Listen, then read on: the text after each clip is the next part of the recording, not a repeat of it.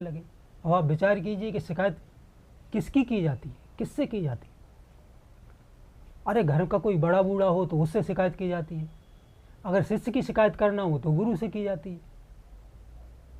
तो ब्रह्मा जी के सुखदेव भगवान से दोनों संबंध हैं, वंश का भी संबंध है और गुरु शिष्य का भी संबंध है। वंश जो है दो तरह से चलता है, वंशो दुधा जन्मना विद्या च, एक बिंदु वंश से चलता है और एक नाद वंश से चलता है।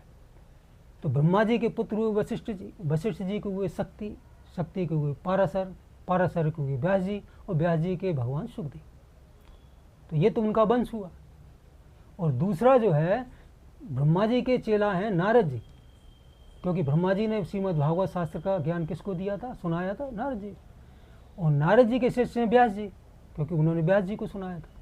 और व्यास जी के शिष्य कौन है, व्यास नंदन सुखदेव भगवान, क्योंकि व्यास जी ने सुखदेव भगवान को सुनाया था। तो नाद संबंध भी है। तो ब्रह्मा जी के साथ सुखदेव जी का नाद संबंध और वंश संबंध दोनों है, इसलिए शिकायत करने ब्रह्मा जी के पास पहुंचे। तो ब्रह्मा जी से कहा कि देखो, आपके पोता चेला ने हमें कथा श्रवण नहीं कराई, हम वहाँ बड़े आदर और सम्मान के साथ गए थे।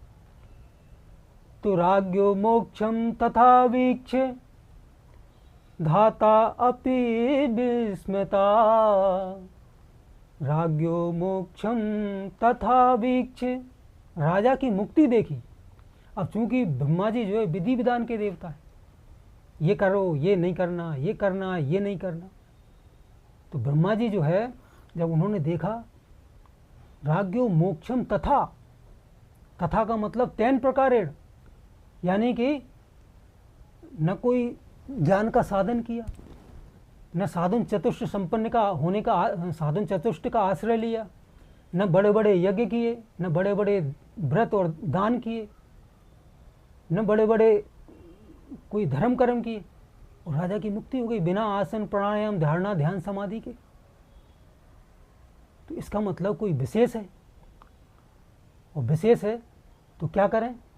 तो तुरंत जो है उस सत्यलोक में ब्रह्मा जी ने सत्यलोक में तुला मंगाया, और तुला मंगाने के बाद में सत्यलोके तुलाम बद्ध्वा और तौलियत